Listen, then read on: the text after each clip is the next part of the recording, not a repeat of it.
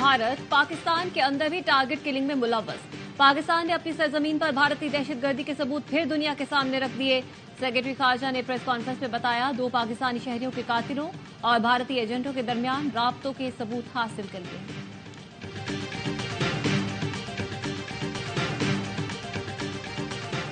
हुकूमत में आकर तमाम सियासी कैदियों को रिहा कर दूंगा, बिलावल भुट्टो का ऐलान। लाला मूसा में खिताब करते हुए कहा, मुखालिफिन की बहन बेटियों को कैद रखना मुझ पर हराम होगा। वोट की इज्जत चाहिए तो तीर पर ठप्पा लगाएं। सियासी कैदी भी रिहा कर देना, पहले जाती जेलें तो बंद करो।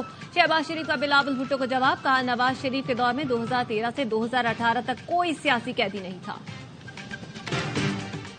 पंजाब में दफा 144 इसलिए लगाई क्योंकि लाडले के जलसे में आवाम नहीं आ रहे। पीटीआई रहनुमा यास्मीन राशिद की अहाता अदालत में गुफ्तगू।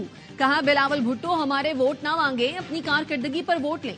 पीपुल्स पार्टी ने कराची का जो हाल किया सब जानते हैं। हमने आवाम की खिदमत की, सेहत कार्ड दिए, एहसास प्रोग्राम शुरू किया, मुसाफिर खाने बनाए। असद कैसर का कहना है, ये बस किसी भी तरह नवाज शरीफ को लाना चाहते हैं। आईन ये हक देता है कि हमें आजादी हो, अपने वोटर तक पहुंच सके। इस तरह हालात रहे तो ये इलेक्शन नहीं, सिलेक्शन प्लस होगा। बैरिस्टर अली जफर का कहना है, हर एक को लेवल प्लेइंग फील्ड देना आईन का तकाजा है। बानी पीटीआई की पूरी तवज्जो इलेक्शन पर है। उन्होंने पैगाम दिया है, इलेक्शन का मकसद लोगों ने अपना हक लेना है।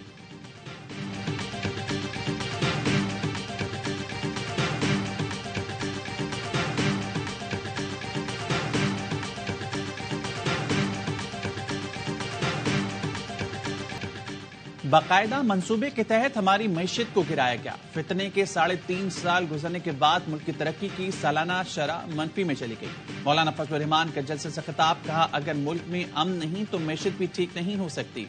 जो सियासत आज हो रही है वो शरीयत की नजर में दुरुस्त नहीं।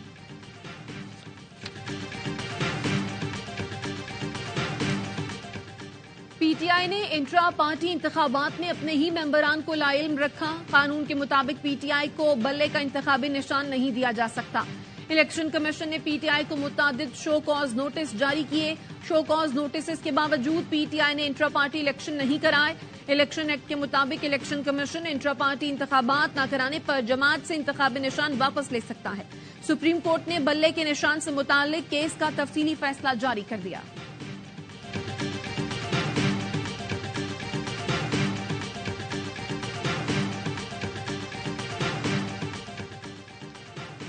कौमी और सूबाई असम्बलियों के 250 से ज्यादा हलकों के बैलेट पेपर्स की छपाई मुकम्मल। कौमी असम्बली के 266 और सूबाई असम्बलियों के 593 हलकों के लिए बैलेट पेपर्स सौंपे जा रहे हैं। अदालतों में इंतखाबी निशानात और दीगर मामला से मुतल्लिक 90% केसेस निपटा दिए गए। सिर्फ 10% केसेस पर फैसले होना बाकी। उम्मीदवार पोस्टर, बैनर्स और पंफलेट पर किसी सरकारी अहलकार या अफसर की तस्वीर नहीं लगा सकता। इलेक्शन कमीशन ऑफ पाकिस्तान ने सूबाई इलेक्शन कमिश्नर्स को मरासला इरसाल कर दिया। डिस्ट्रिक्ट मॉनिटरिंग अफसरान को इस हवाले से कार्रवाई करने की हिदायत।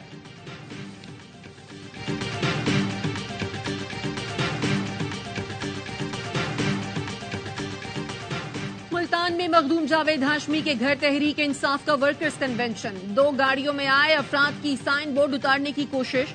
जावेद हाशमी के भांजे को साथ ले गए। जावेद हाशमी ने सोशल मीडिया पर अपने पैगाम में कहा, पंजाब पुलिस ने रात 1 बजे भी मेरी रिहाइशगाह का मुहासरा किया। चादर, 4 दीवारी का तकद्दुस पामाल किया। दामाद शाहिद बहार हाशमी, नवासे कासिम हाशमी और तमाम मुलाजमीन को गिरफ्तार कर लिया।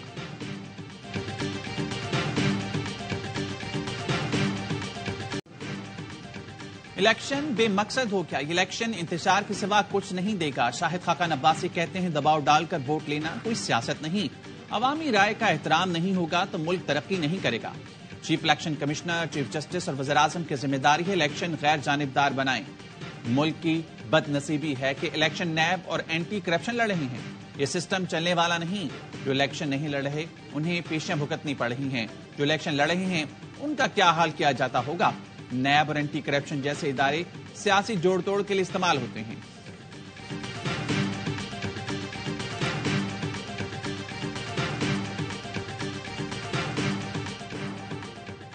नौ मई के मुकदमात में बानी पीटीआई और शाह महमूद कुरैशी पर 6 फरवरी को फर्द जुर्म आयद की जाएगी। अडियाला जेल में समाअत के दौरान इंसदाद दहशतगर्दी अदालत ने मुकदमात की नकूल मुल्जमान को फराम कर दी।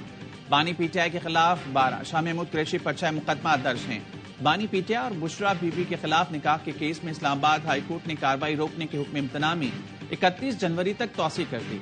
31 जनवरी तक गवाहों के बयानात कलमबंद नहीं किए जाएंगे।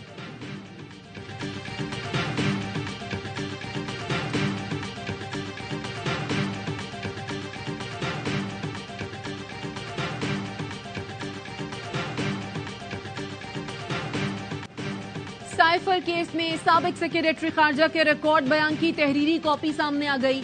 सुहेल महमूद ने कहा 8 मार्च 2022 को वॉशिंगटन में पाकिस्तानी सफीर से टेलीफोनिक राब्ता हुआ। सफीर ने अमरीकी सेक्रेटरी से मुलाकात का अहवाल बताया। कहा वजारत खारजा को साइफर टेलीग्राम भिजवाया है। मैंने हिदायत के साथ साइफर टेलीग्राम की कॉपी की तकसीम की मंजूरी दी। 27 मार्च को जलसे में खत लहराया गया। 28 मार्च को अमरीकी एडिशनल सेक्रेटरी की जानिब से नोट मौसूल हुआ। अमरीकी हुकाम ने साबिक वजीर आजम की पब्लिक स्टेटमेंट पर तशवीश का इजहार किया।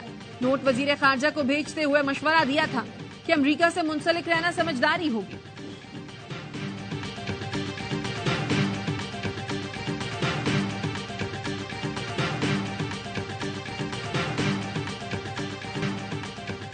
कराची में पाक बहरिया की मश्क सीज पाक 2024 की इफ्तिताही तकरीब। Chief of the naval staff admiral Naveed Ashraf मेहमान खुसूसी थे।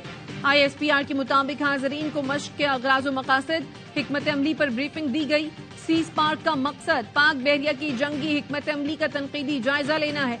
मश्क में पाक बहरिया के साथ PMSA, स्पेशल फोर्सेस और पाक मरीन्स भी शामिल होंगे। पाक आर्मी और पाकिस्तानी एयरफोर्स के एहलकार भी ज्वाइंट ऑपरेशंस में हिस्सा लेंगे। मश्क खित्ते में अमन सलामती को बरकरार रखने के पाकिस्तान के अज़्म को मजीद तक़वियत फराहम करेगी। तकरीब में वफाकी वजारतों के नुमाइंदगान समेत मुसल्लह फौज के अफसरान की बड़ी तादाद शरीक थी।